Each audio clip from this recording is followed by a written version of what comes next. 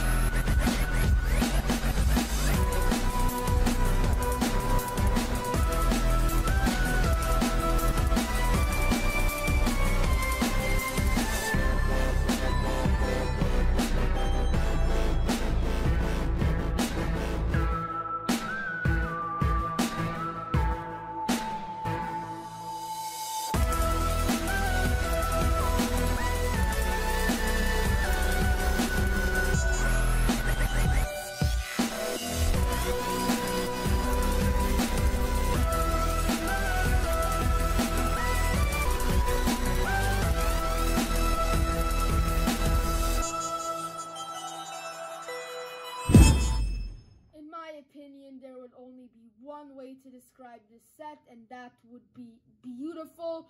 I love the looks, the creativity, the design, the details. It's got it all. One of the main things that pops out, of course, are these roof multicolored shingles. The pieces have little pokes at the end, which gives it a lot of texture, and I like that. Then, of course, you have a door like every house. Then you have these cool patterned windows. And the Burrow is a very old house, so there is wear and tear showing. You can see you have boards of wood and exposed nails and screws. If we turn it to this side, you can see more of both things I just said. You get a wider view of the shingles and tiles, and I think this is probably the best way to look at the house in my opinion. And I did not build this wrong. It is designed to be sloping like that, which I think is genius because it replicates the house in the movie so well, and it's still very sturdy. And how that works is it's very loosely detachable, and it has these cool curved pieces that put this, which you attach it to. So this is an absolutely genius design. This set has a lot of details, as I mentioned, on the inside. On the outside, all the details we really have is this pigsty right here with a bucket and a gate that opens. It leads to the pig.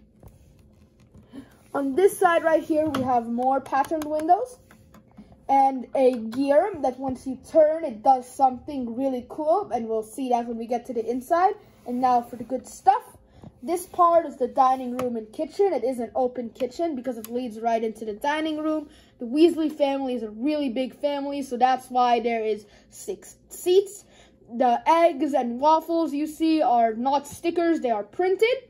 I found that pretty cool. Then you have the use of a Lego head as a orange juice jug, which I think is really cool. Then here you have a sink and a teapot.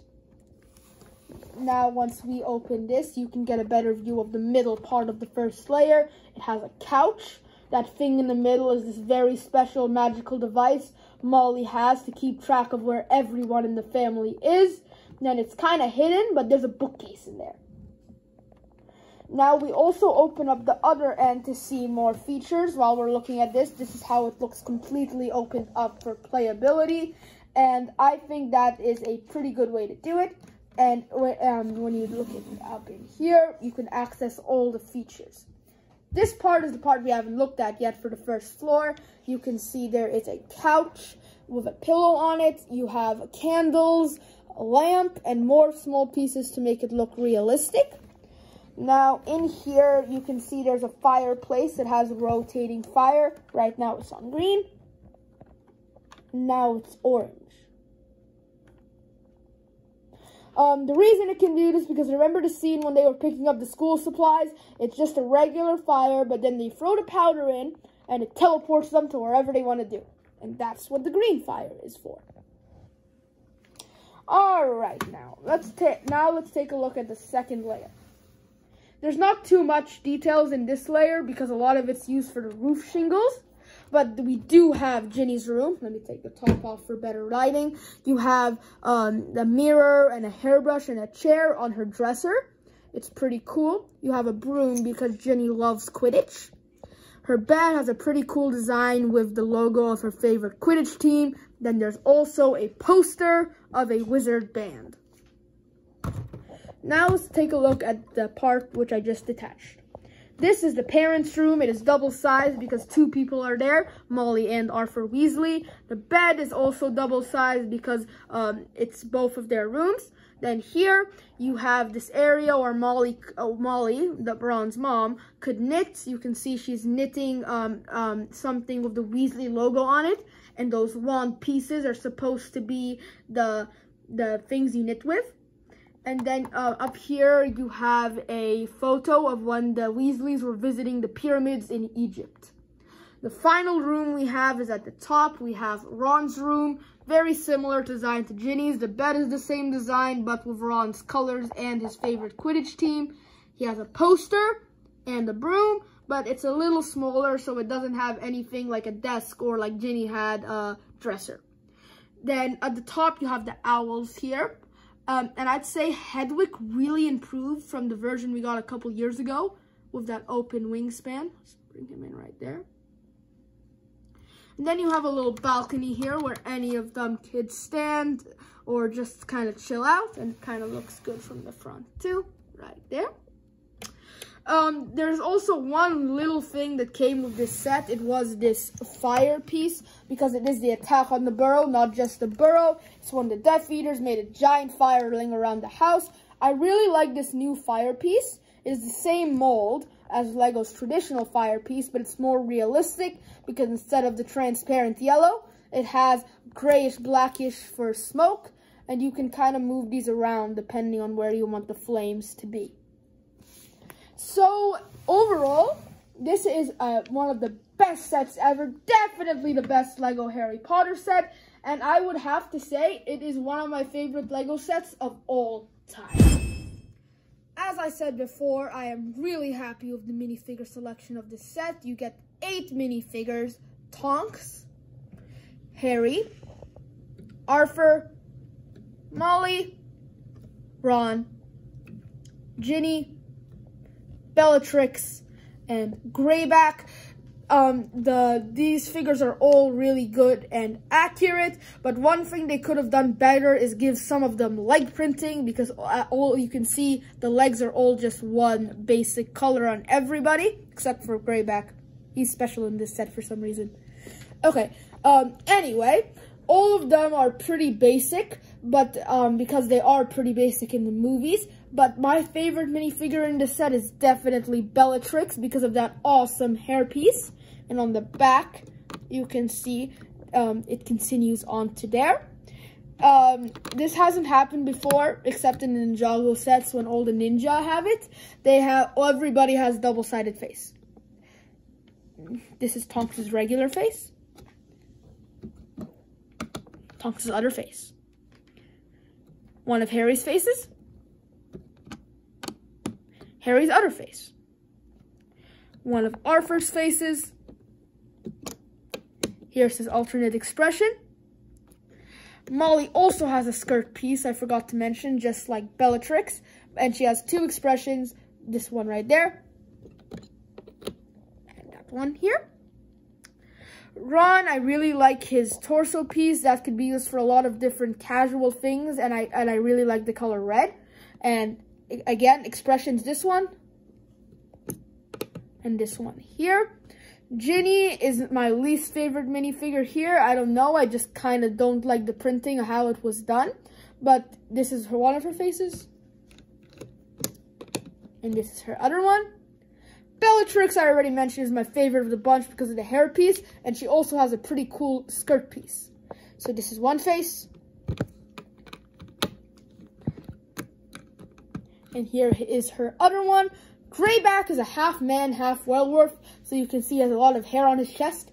His eyes are blue, which I find super cool.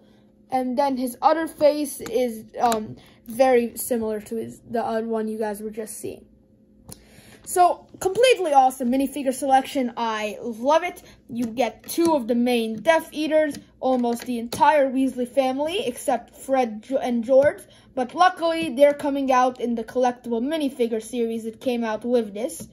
And honestly, this just makes the set even more awesome. I already give it a 10 out of 10 by itself. These minifigures, I would give it a 12 out of 10, if that's even possible. One more thing before we finish off. Here I have the real Burrow and the Lego Burrow to show you guys how realistic it is. Yeah, and that's pretty much it. Thanks for watching. Make sure to like and subscribe and hit that bell to get notified when I upload future videos. I have the Lego Harry Potter collectible minifigure series coming soon. See you next time.